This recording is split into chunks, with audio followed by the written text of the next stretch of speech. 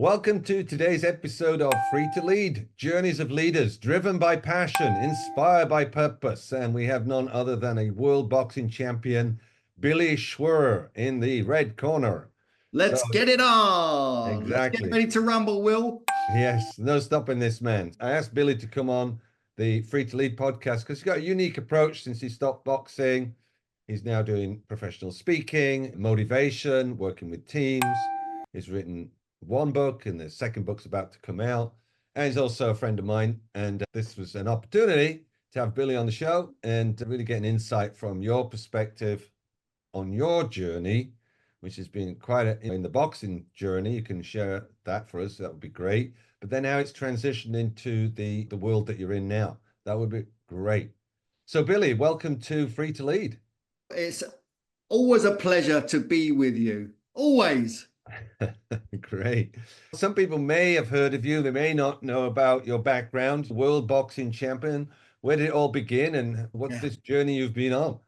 So if I just briefly go over it. So I had 138 fights as an amateur and a professional boxer. 45 of those were as a pro.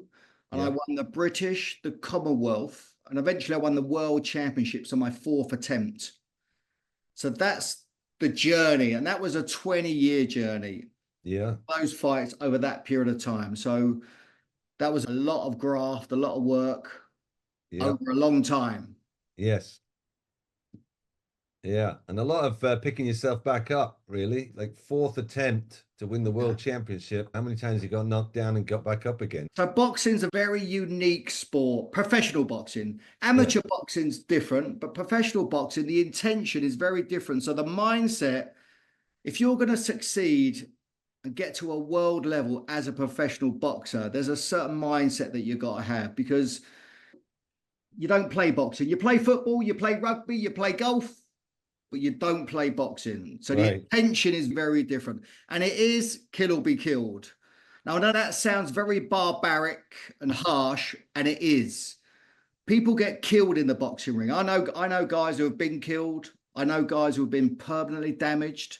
So I was fully aware of the risks, and I chose to take those risks, and I embraced it and succeeded in what is arguably the toughest sport there is, professional boxing. And there was a lot of hardship, ups, downs, disappointments, losses, defeats, wins, all through that process. From a kid, so I started boxing when I was 8. I had my first contest when I was 11. So I was in competition from an 11-year-old for just over 20 years. Yeah. But that in itself, there's so many life lessons, leadership lessons in that life. Yeah. Tell me one or two of your nuggets, or one or two like real setbacks that you learned something from and then came back out of. It's interesting, leadership. So I'm self-led. So as an athlete, I had a team, I had management, a team of masseurs, chiropractors, physios, nutritionists, fitness coaches. But then the leadership part had to come from me, and I was self-driven. So for the listeners, it's just interesting. I really believe to succeed in life, you've got to take care of yourself first and foremost. It's so important. One of my values is health, fitness, and well-being. That's my number one value. So I spend a lot of time in that area. And the mind is included in that. So I meditate most days. I'm hydrated. I take supplements. So that world, for me, because that's the world that I live in and I know about, because I've been doing it since I was a child. Yes. And my body was my vehicle for me to go and express myself, but also succeed in my chosen sport. Yeah. So if I wasn't right, or I was a little bit off, and which happens all the time. There was one particular fight where I challenged for the world title, and it was my second challenge. I was ranked number 1 in the world, and I was fighting the very best, a guy called Stevie Johnson from the States. And I overcooked it. I overtrained, and I was ready for that fight maybe 3 or 4 weeks too soon. And I overshot it, and so the last couple of weeks, I was seeing a doctor. I was having vitamin injections. I was trying to put it back, but it was too late. So looking back about leadership, I should have pulled out of the fight, but I never, because it was such an opportunity to challenge for the Premier World Championships at Wembley Arena in London. I didn't want to lose the opportunity, but upon reflection, yes, I should have done. So I went ahead and went into the fight, not quite right. And I'm fighting the very best guy in the world, and I'm not quite right. So I lost on points. And that was a moment where upon reflection, I should have pulled out of that fight. So that was leadership in that process. But I was a younger man then. yes, didn't have the confidence maybe to stand for that. Yeah, the integrity. Say, you know what? It's work. Yeah, that's right. People don't know this, but just this actual interview, you didn't do it because you were sick. So you postponed it twice. And I'm like, okay with that. Fine. You're not well. No problem. But if you look at back, the opportunity to come on a podcast and okay, I'll do it anyway. No. So that I think that's important for us all just to consider that, because as you said, I postponed it twice. I'm not quite 10 out of 10. Yes. And so the times that I've not been 10 out of 10 in the past and it hasn't gone as well, I've learned my lesson. So I want to be able to give to you fully and be with your people fully. Yes. And that was the reason behind it. I think it's important for us all we have to learn to say no. And sometimes you just have to generate yourself, even if you don't feel well. I just led in Cairo and I was sick, but there was nobody else to lead it. So I managed my energy by having 12-minute sleeps on the floor in my leader room. 12 minutes, I can do 12 minutes and meet the team. I got 12 minutes and I can get up, do what I need to do to prepare and get everybody set up and then walk in and lead. And I did that for the whole 3 days. Amazing. Yeah, and I've learned to do that. There is nobody else to do it. Yeah, so and that's a little different, but that's a great example of generating yourself. So let's go back to the boxing environment.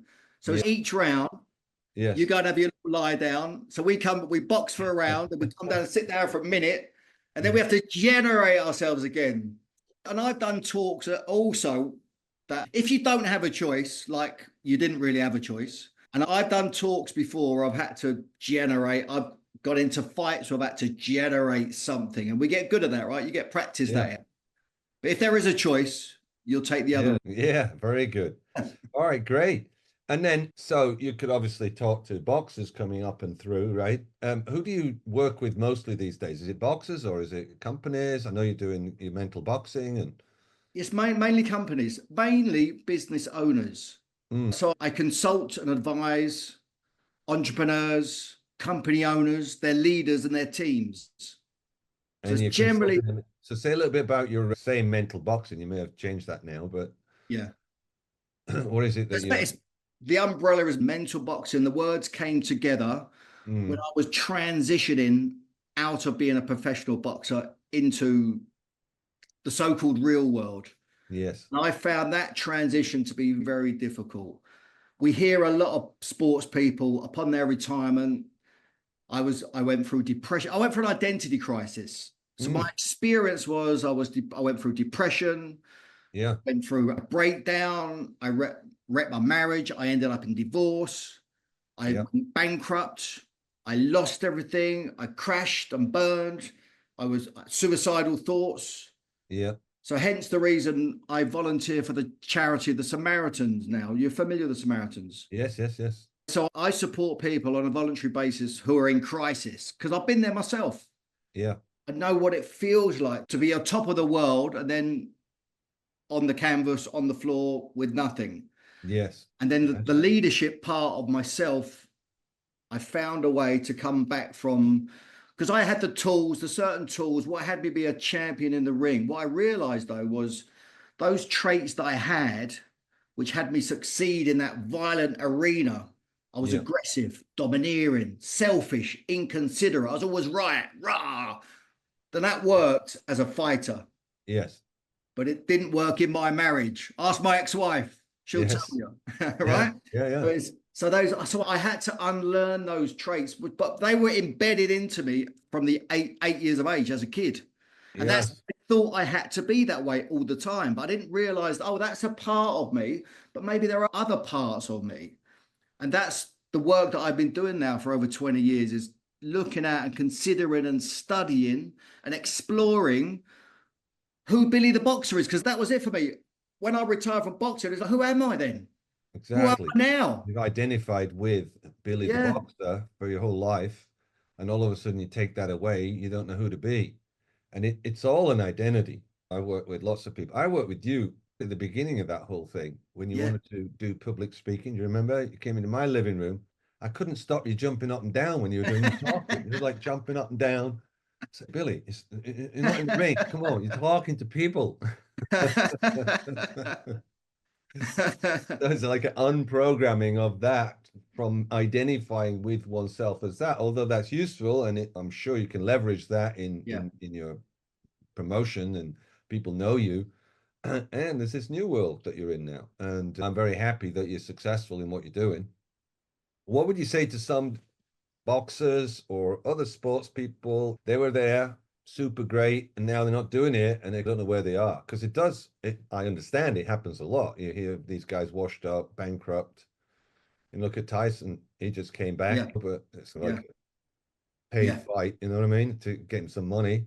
But he was really down for a long time. So what do you say to guys going through that? So I work with, like I say, business owners, those kind of guys, mainly maybe middle-aged guys, not necessarily. I'm working with a client, he's 31, got his own business, and I'm all about performance. Yeah. So personal performance. So they're running their businesses. I don't get involved as per se in their business, but my belief is if you're operating with integrity, you're at your highest level, you're looking after yourself, then that's going to impact your business.